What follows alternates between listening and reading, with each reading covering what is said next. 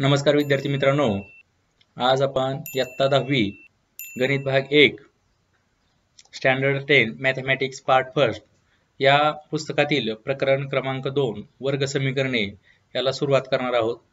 हा व्हिडिओ काळजीपूर्वक पाहावा, जेणेकरून ह्याच लिंक बरोबर आपल्याला ह्याच्यावरची एक टेस्ट पण पाठवली जाईल. ती टेस्ट गुगल फॉर्म मध्ये दिलेली असणार आहे, ती भरून आपल्याला सबमिट करता येईल. तर चला तर मग सुरू करूया प्रत्यक्ष प्रकरणाला. Quadratic equation, let us study.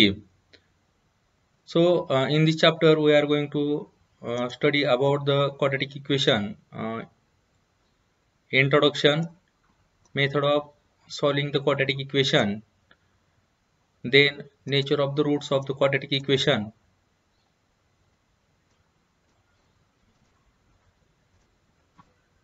and the last one relation between the roots and the coefficient, and the last one is the application of the quadratic equation. These are the 5 points we are going to learn in this chapter.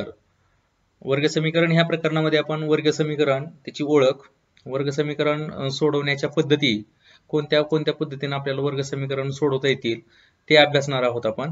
तसंच वर्ग समीकरणांच्या मुळांचे स्वरूप दिले असता वर्ग समीकरण सोडवणे किंवा दिलेल्या वर्ग समीकरणाच्या मुळाचे स्वरूप शोधणे हे अभ्यासणार आहोत. तसेच मुळे आणि सहगुणक यांच्यातील संबंध हा भाग बघायचा आणि सगळ्यात शेवटी आपल्याला वर्ग समीकरणाचं उपयोजन करायचं आहे. आपल्याला इथं जरा आठवूया, या सेक्शन मध्ये काही भाग दिलेला आहे, आपण तो थोडंसं समजून घेऊया, म्हणजे आपल्याला हे प्रकरण समजायला मदत होईल. विद्यार्थी मित्रांनो, इयत्ता 9वी मध्ये आपण बहुपदी शिकलो आहोत. या बहुपदीचे कोटीवरून होणारे प्रकार आपण अभ्यासले आहेत. एका चलातील ज्या बहुपदीची कोटी 1 असते तिला रेषीय बहुपदी, किंवा जिची कोटी 2 असते तिला वर्ग बहुपदी म्हणतात. आता बहुपदी आपण कोटीवरून ठरवलेली होती. जर समजा बहुपदीची कोटी 1 असेल, म्हणजे सगळ्यात मोठा घातांक जर 1 असेल त्या दिलेल्या बहुपदीचा, तर तिला आपण काय म्हणलेलं आहे, रेषीय बहुपदी. आणि जिचा घातांक 2 असेल तिला वर्गीय बहुपदी असं म्हणलेलं आहे. म्हणजे एखादं समीकरण हे वर्ग समीकरण कधी होणार आहे बघा. आता इथं आपल्याला काही कृती दिलेल्या आहेत, आपल्याला त्या कृतींचा थोडासा अभ्यास करता येईल. आपण स्क्रोल करूया. इथं आपल्याला खालील बहुपदींचे रेषीय बहुपदी आणि वर्ग बहुपदी असे वर्गीकरण करा. आता इथं रेषीय बहुपदी आणि वर्ग बहुपदी करायचे. इथं जी कृती दिलेली आहे ह्याच्यामध्ये आपल्याला रेषीय बहुपदी लिहायचे आहेत आणि इकडे जे आहेत त्या वर्ग बहुपदी लिहायचे आहेत. आता जर आपण पहिल्या उदाहरणाचा अभ्यास केला तर इथं 5x अधिक 9 आहे, म्हणजे इथं x चा घातांक 1 आहे. म्हणजे जर घातांक 1 असेल तर ती रेषीय बहुपदी होते. इथं x वर्ग आहे, म्हणजे इथं x चा घातांक 2 आहे. जर घातांक 2 असेल, आता आपण म्हणल्याप्रमाणे ज्याची कोटी 2 आहे ती वर्गीय बहुपदी असणार आहे, म्हणून ही वर्ग बहुपदी होईल. इथं घातांक 1 आहे म्हणून ही रेषीय बहुपदी होईल, आणि इथं घातांक 2 आहे, वर्ग बहुपदी होईल. इथं ही घातांक 2 आहे, पद किती आहेत हे महत्वाचं नाही, तर घातांक किती आहे हे महत्वाचं आहे. एक जरी पद असलं तरी तिथं घातांक 2 आहे, म्हणून तिला आपल्याला वर्गीय बहुपदी असं म्हणता येईल. म्हणजेच आपल्याला जर ही कृती पूर्ण करायची असेल तर रेषीय बहुपदीमध्ये आपल्याला 5x अधिक 9 हे आपल्याला पहिल्यांदा लिहिता येईल. त्याच्यामध्ये पहिली रेषीय बहुपदी, तसंच आपल्याला दुसरी रेषीय बहुपदी पण लिहिता येईल. आपण कंसात टाकूया म्हणजे आपल्याला अडचण येणार नाही. कंस पूर्ण कंसात, आणि दुसरी बहुपदी पण आपल्याला इथे लिहिता येईल, जी एक रेषीय बहुपदी आहे ती पण दुसऱ्या कंसात टाकूया आपण. कंस 3x वजा 7 ही आपली दुसरी रेषीय बहुपदी झालेली आहे. म्हणजे आपल्याला अशा पद्धतीनं 2 रेषीय बहुपदी मिळणार आहेत. आपल्याला ते लक्षात घेता येईल की ह्या ज्या आहेत ह्या 2 रेषीय बहुपदी आपल्याला इथं मिळालेल्या आहेत. म्हणजेच रेषीय बहुपदी आपल्याला कधी लक्षात घेता येणार आहे, ज्यावेळेस त्याचा घातांक 1 असेल त्यावेळेस अशी बहुपदी आपली रेषीय बहुपदी असणार आहे. म्हणजे इथं आपल्याला जी रेषीय बहुपदी आहे त्या कोणत्या रेषीय बहुपदी मिळाल्या बघा, 5x अधिक 9 आणि दुसरी आहे 3x अधिक 7, आणि उरलेले जे 3 आहेत त्या वर्ग बहुपदी आहेत.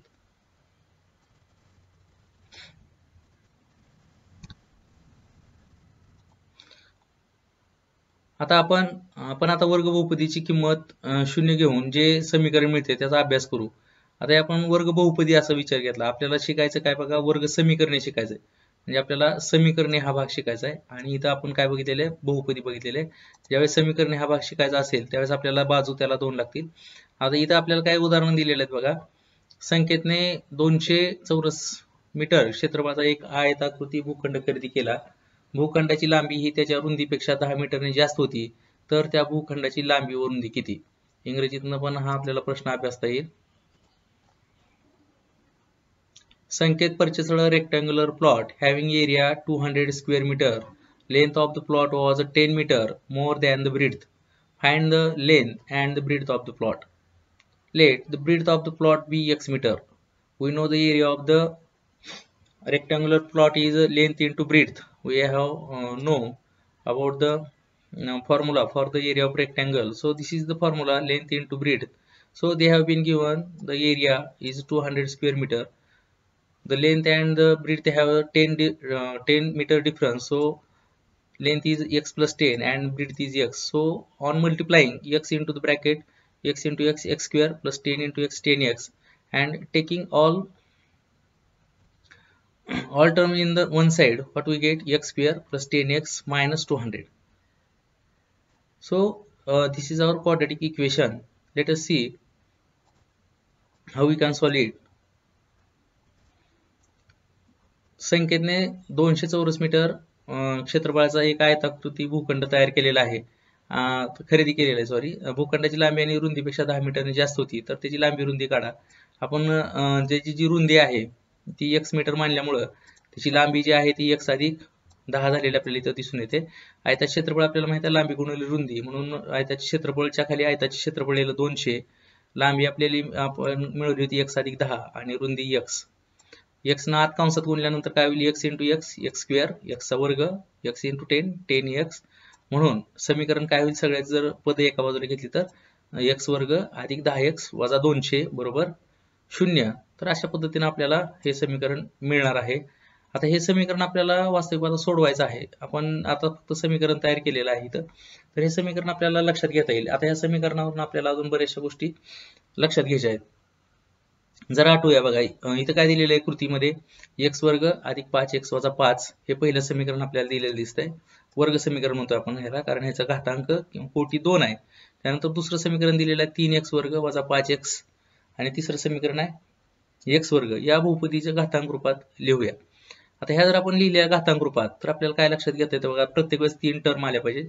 जर कोटी 2 असेल, दिलेल्या समीकरणाची जर कोटी 2 असेल तर त्याच्याकडे 3 पद असणं आवश्यक आहे. म्हणून इथे x वर्ग आहे, इथं 3 पद ऑलरेडी आहेत. आपण ह्याची लिहिली x वर्ग अधिक 3x वजा 5. इथं 2 पद आहेत, x वर्ग वजा 5x. इथं तिसरं पद मिसिंग आहे, म्हणजे तिसरं पद दिलेलं नाही. तर हे आपण तिसरं पद आपल्याला लिहिता येत असतं. ते काय लिहायचं? 0 लिहायचं. म्हणजे आता हे तिसरं टर्म काय होती? मिसिंग होती, लिहिलेली नव्हती. तिथं 2च दिलते पद, 3x वर्ग आणि वजा 5x दिलं, म्हणून 3x वर्ग वजा 5x अधिक 0.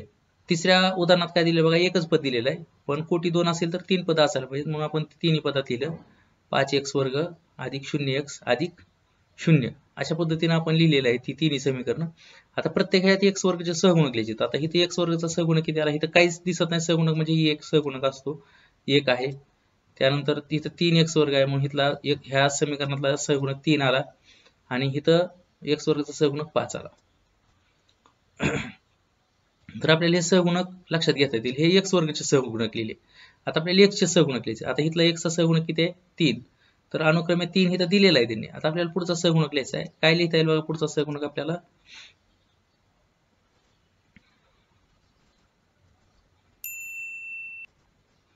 पुढचा सहगुणक आपल्याला दिलेला आहे. आता इथं x चा सहगुणक 3 होता, आता इथं x चा सहगुणक किती आहे? वजा 5.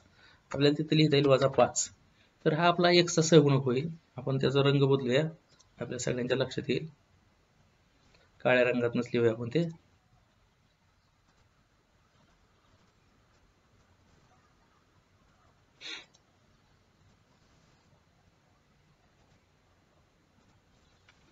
वजा 5. तर आपल्याला हा जो सहगुणक आहे दुसऱ्याचा x चा सहगुणक तो इथे मिळालेला आहे. तिसऱ्या ह्याच्यामध्ये काय मिळते बघा आपल्याला x चा सहगुणक.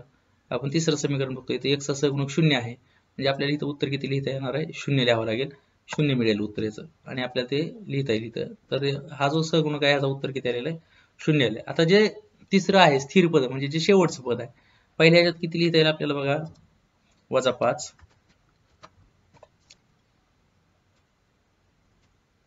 त्यानंतर दुसऱ्या ह्याच्यात स्थिर पद इथं 0 आहे, 0 येईल.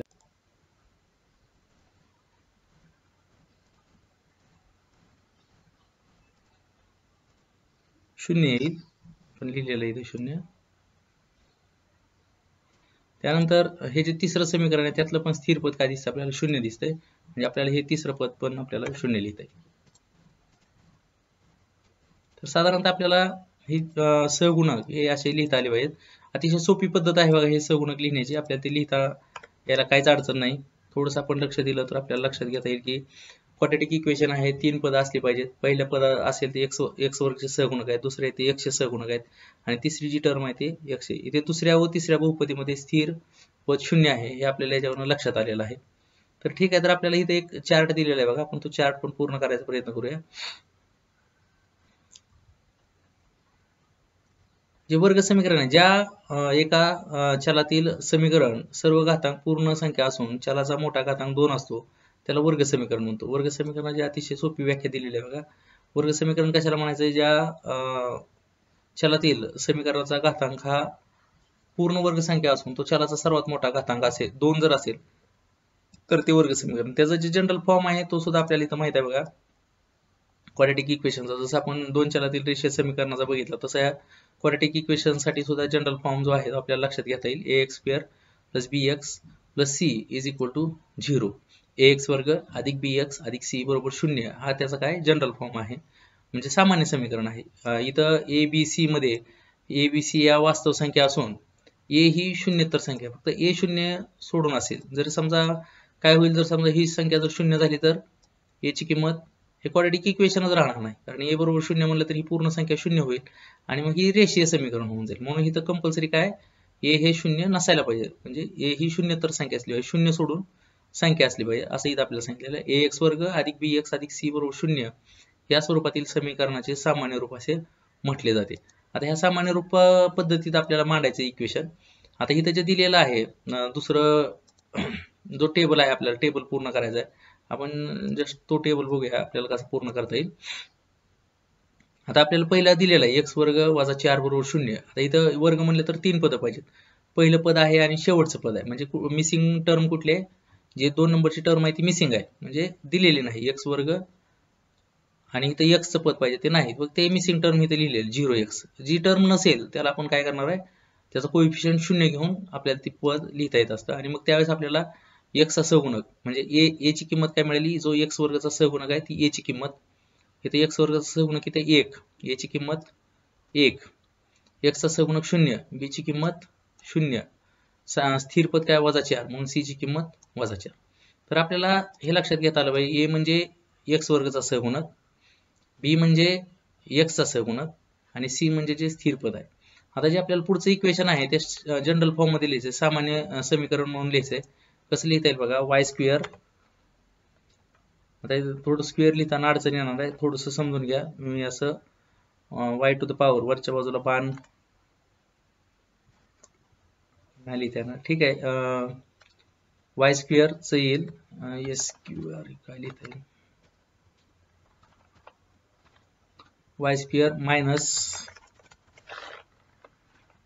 2y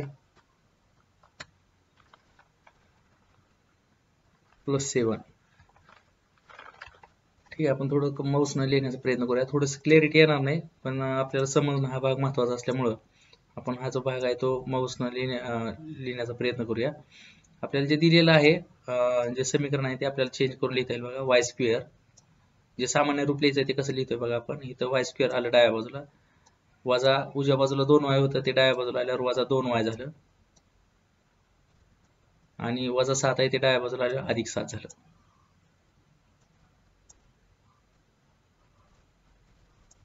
बरोबर 0. तर हे काय झालं, सामान्य समीकरण झालं. म्हणजे तिन्ही पद आपण डाव्या बाजूला घ्यायचे आणि बरोबर 0 करायचं. हे सामान्य समीकरण आपल्याला इथं तयार झालेलं दिसून येतं. मग ह्याच्या अनुषंगाने आपल्याला a ची किंमत म्हणजे y वर्गाचा जो सहगुणक आहे ती a ची किंमत असेल, तर ती a ची किंमत आपल्याला लिहिता येईल. ती किती होईल आपली 1.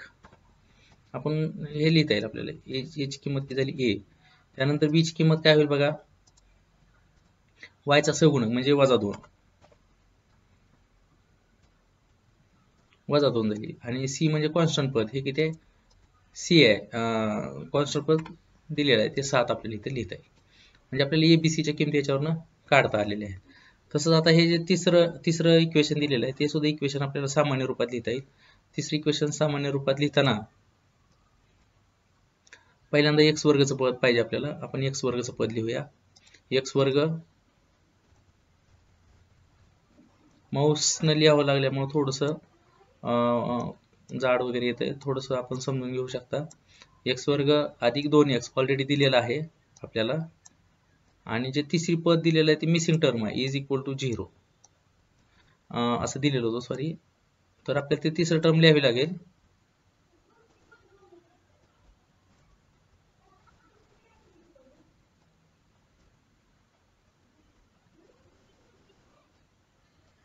थोडे अडचणीचं होतं माऊसनं लिहायचं असल्यामुळं, माऊस थोडा चालत नाही व्यवस्थित. एक्स वर्ग अधिक 2x